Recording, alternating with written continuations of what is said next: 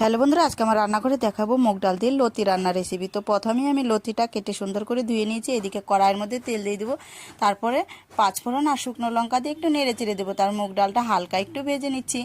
ভেজে নেওয়ার পর তারপরে দিয়ে দিচ্ছি কেটে রাখা লতিগুলো দিয়ে একটু নেড়ে চেড়ে স্বাদ মতো লবণ দিয়ে দেবো আর হলুদের গুঁড়ো দেবো। আবারও আমি নেড়ে চেড়ে দিচ্ছি। আর ভিডিওটা ভালো লাগলে অবশ্যই সাবস্ক্রাইব, লাইক, কমেন্ট করে পাশে থাকবেন। এদিকে মশলা দিয়েছি, কাঁচা লঙ্কা, আদা, ধনে আর জিরে বাটা। মশলাটা বেটে দিয়ে দিব, এরকম কষাতে থাকতে হবে। তারপরে দিয়ে দিচ্ছি একটু লাল হওয়ার জন্য শুকনো লঙ্কার গুঁড়ো দিয়ে একটু নেড়ে চেড়ে দিয়ে দিব পরিমাণ মতো জল। জলটা যখন ফুটে আসবে দিয়ে দিচ্ছি আমি ঘি। যেহেতু এখানে নিরামিষ রেসিপি, এখানে ঘিটা দিলে অসাধারণ লাগে। তারপরে দেখো এরকম নেড়ে চেড়ে যখন মাখা মাখা হয়ে আসবে তখন আমি দিয়ে দিব গরম মশলার গুঁড়ো।